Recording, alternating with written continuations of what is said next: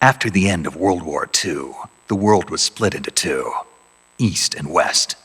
This marked the beginning of the era called the Cold War.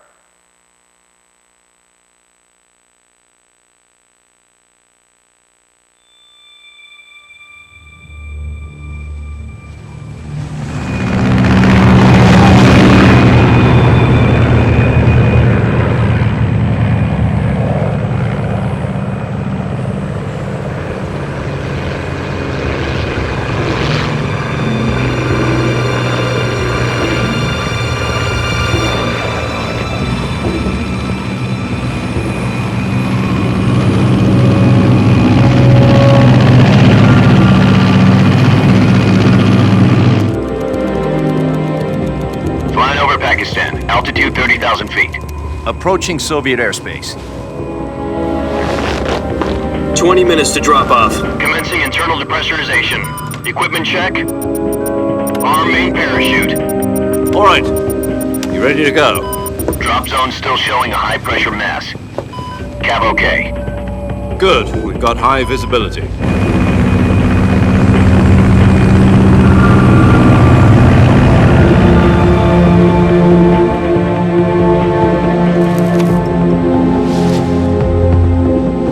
Put out that cigar. Connecting oxygen hose to interior connector.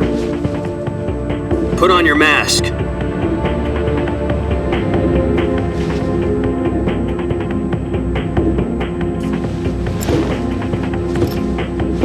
Does this panty waste know what he's doing?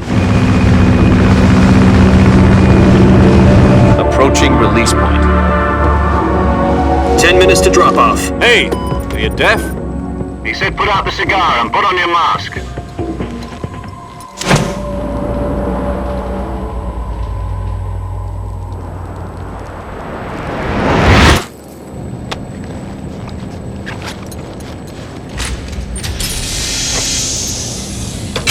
Depressurization complete. Checking oxygen supply. 6 minutes to drop off. Opening rear hatch.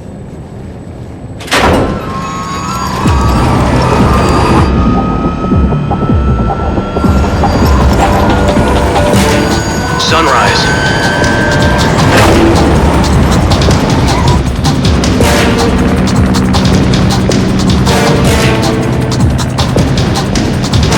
External temperature minus 46 degrees Celsius. 2 minutes to drop off.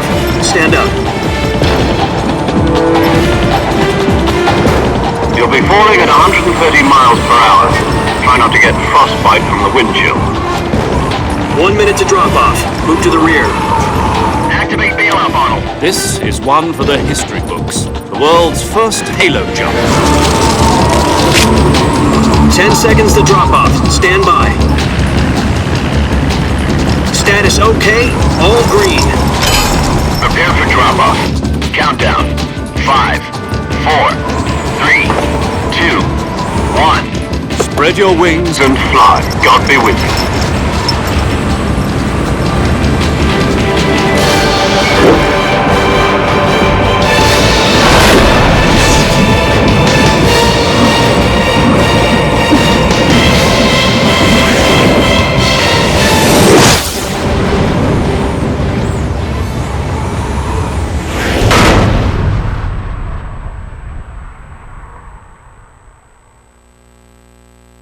Jack, I've got some important news.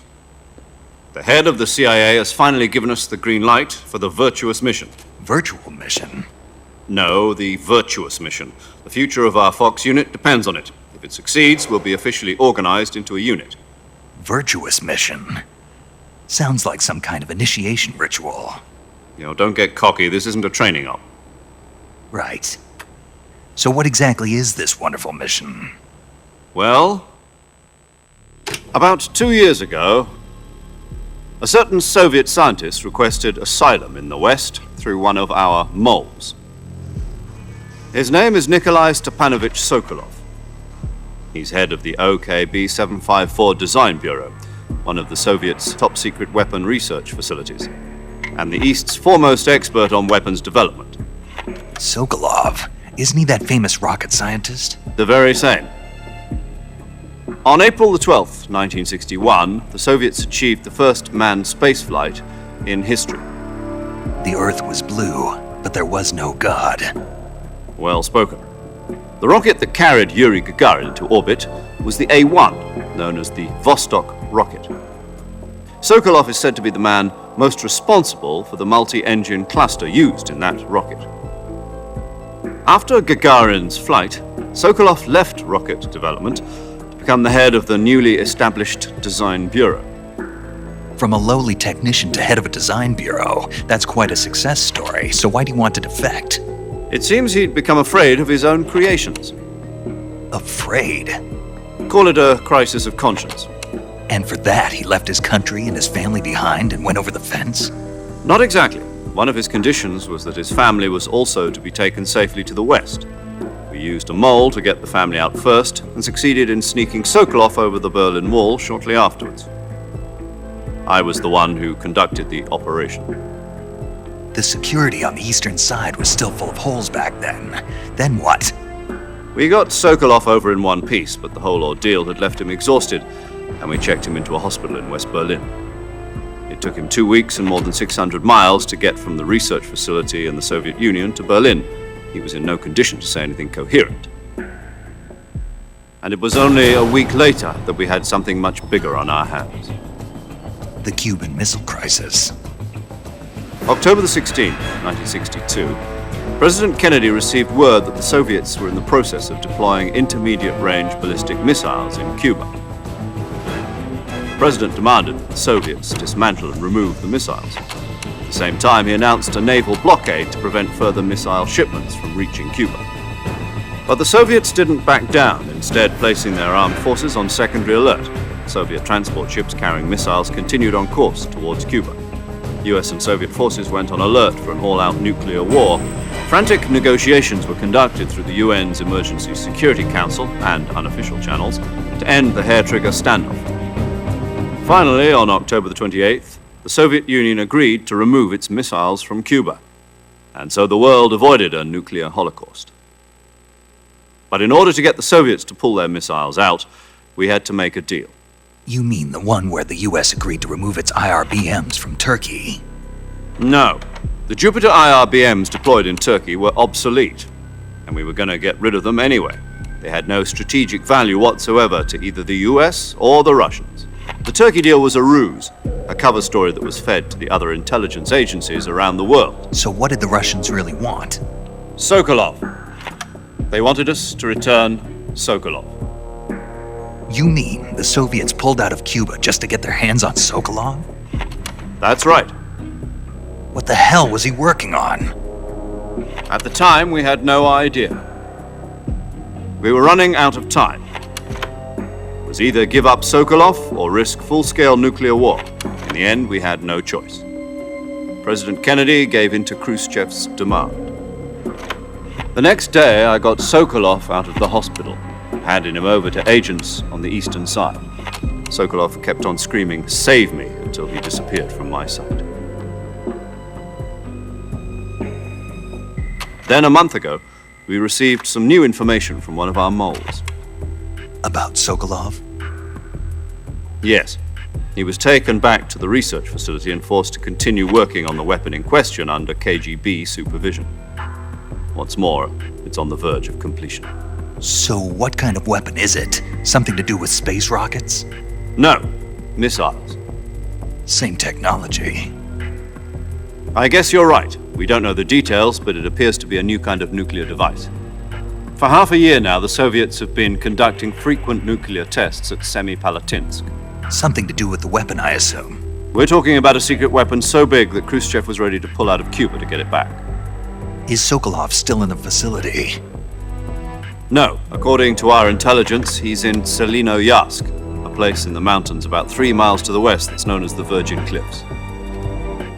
The Virgin Cliffs. Nice name for a virtuous mission. They moved him there just recently. Why? Apparently, they're conducting a field test of the weapon, but it's our best chance to get him back. This mission would never have been possible if he was still in the research facility. This is our last chance. Sokolov must have known that too when he contacted us.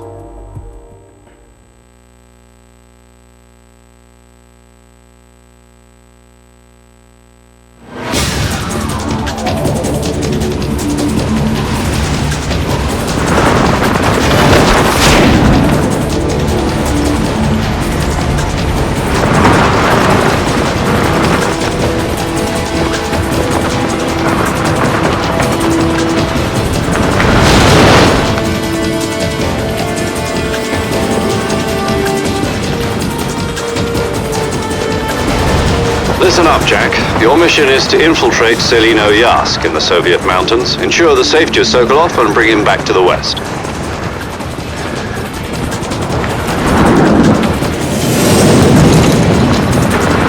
If we don't get Sokolov back before that weapon is complete, we'll be facing a major crisis. The clock is ticking.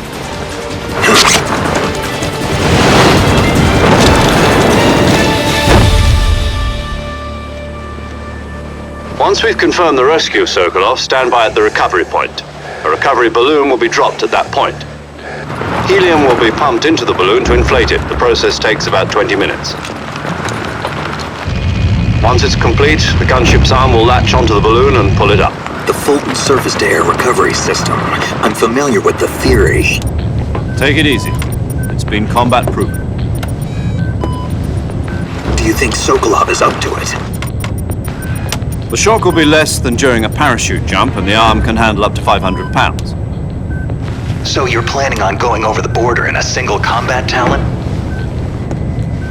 She's equipped with two 6-barrel 20mm Vulcan cannons, as well as two 40mm machine guns. Sounds like she could hold her own against a battalion of tanks. Even with the fuel in the reserve tank, we're facing a 4-hour time limit. If all goes well, it shouldn't take more than a few hours. Home in time for dinner. But if anything goes wrong, you'll be eating dinner, breakfast, and all the rest of your meals in the jungle.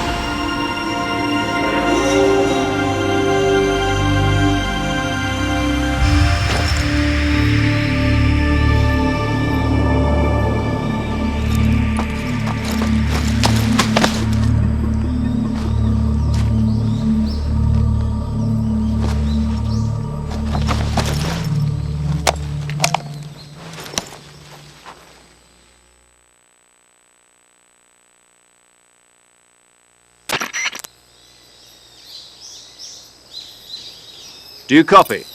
You're already in enemy territory, and somebody might be listening in. From here on out, we'll be using code names to refer to each other.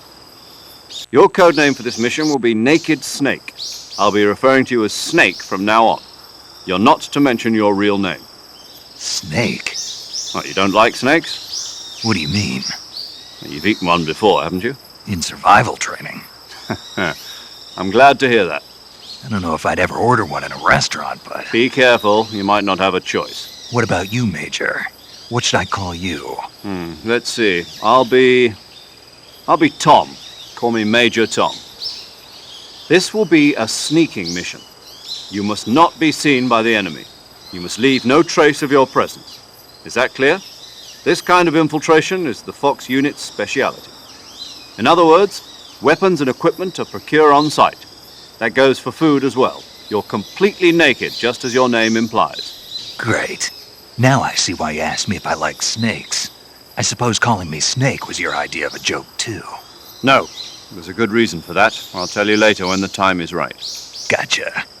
Getting back to the subject, how exactly am I supposed to feed myself? You've been issued a knife and a tranquilizer gun.